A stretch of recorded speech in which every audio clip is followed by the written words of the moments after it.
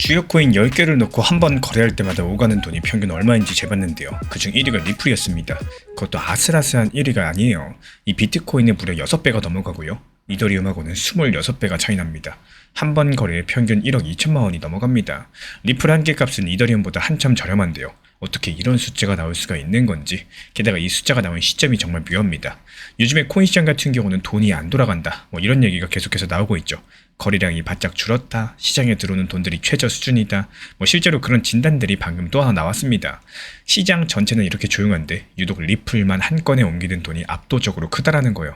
뭔가 앞뒤가 안 맞는 것 같죠. 먼저 평균적인 거래 규모라는 말부터 쉽게 풀어드려 보겠습니다. 이 블록체인은 누가 누구한테 얼마를 보냈는지가 전부 공개된 장부에 남습니다. 그리고 그 기록을 전부 다 모아서 한 번 보낼 때 평균 얼마씩 오고 갔나, 이걸 계산하는 게 바로 평균적인 거래 규모예요.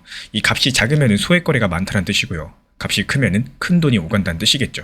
비트코인은 이 값이 약 2천만 원입니다. 이더리움은 470만원, 500만원도 채 안됩니다. 근데 리플은 1억 2천만원이 넘어갑니다. 여기서 진짜 이상한 대목이 나오죠.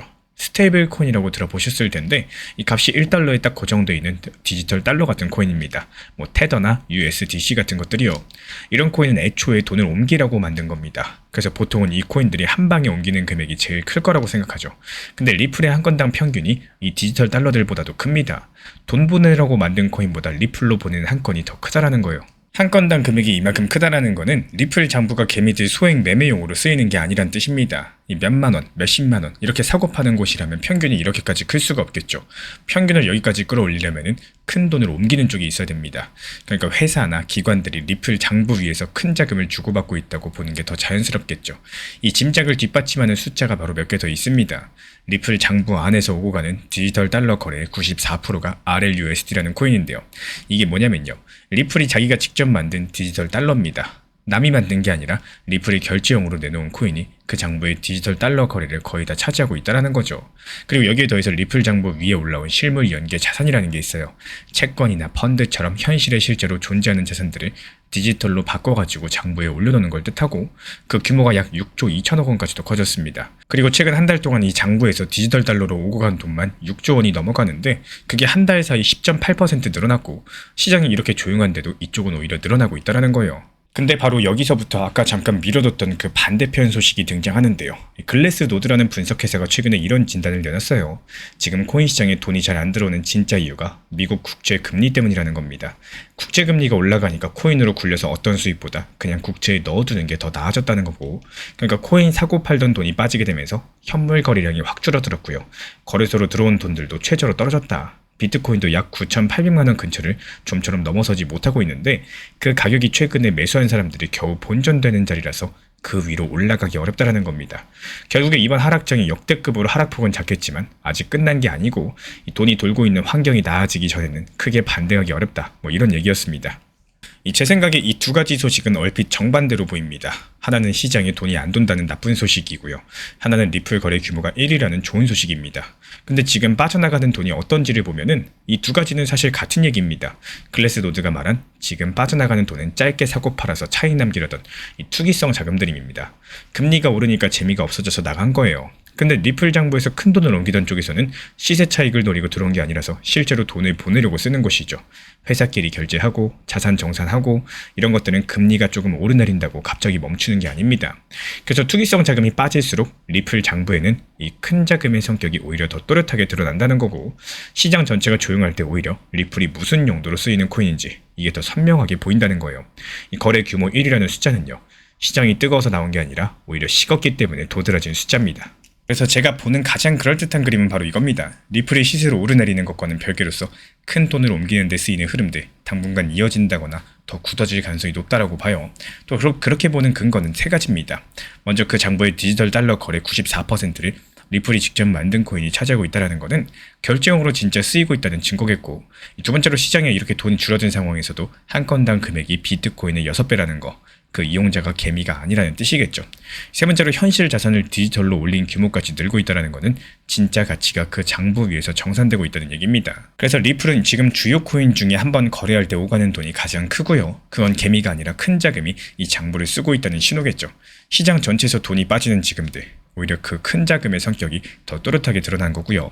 다만 이건 어디까지나 쓰임새에 대한 이야기지 가격이 상승한다는 약속은 절대 아닙니다. 그래서 다음 편에서 같이 확인해 볼 숫자는 바로 이거예요. 지금 시장에 돈이 다시 돌기 시작하면은 그때 리플의 한 건당 거래 금액은 지금보다 더 커질 수 있을까요?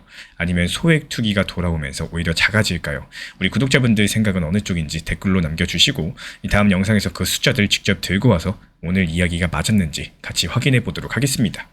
리플 XRP 투자에 있어서 이제는 투트랙 전략이 반드시 필요해지고 있습니다. 무턱대고 몰빵하거나 반대로 또 손 놓고 기다리는 시대는 끝났어요. 첫 번째 트랙은 매달 분할 매수하시면서 시장이 빠지든 말든 일정 비중으로서 리플을 꾸준히 모아 나가시는 겁니다. 이거는 시간과 리스크를 분산할 수 있는 가장 효율적인 전략인 거고, 그리고 두 번째 트랙은 남은 현금 비중으로 알트코인 단타로서 굴려 나갑니다. 수익이 나면은 그거를 다시 리플에 재투자하시면 되는 거고, 이게 바로 수익을 만드는 순환 매수 전략이 되실 거예요. 그런데 여기서 중요한 거는 단타 하실 때 조심하셔야 되는 거예요. 단타 매매 중독되면 끝장입니다. 이 매매 중독을 절대 조심하셔야 되는 거고, 예를 들어 가지고 시장이 과열인데도 지금 아니면 기회가 없다, 이런 조급한 생각에 RSI 지표가 이미 고점인데도 불안해서 또 들어가고 결국에 수익은커녕 손실만 쌓이게 되실 겁니다. 그래서 저희 채널 차원에서는 한 가지 원칙이 있습니다. 확률이 높은 날만 진입을 하세요. 그리고 시장 전체가 과매도 구간일 때, 비트코인 기준 RSI가 바닥을 찍을 때, 그때 알트코인 중에서 최근 거래량이 급등한 종목이 과매도의 경우 MACD, 볼린저 밴드, 이동평균선과 일목균형표 참고해서 신중하게 매수 진입 타점 들어갑니다. 그리고 그 외에는 아예 매매를 쉬는 날도 반드시 있어야지 진짜 단타인 거고, 그렇다면 이걸 어떻게 구별할 수 있는지 궁금하실 거예요.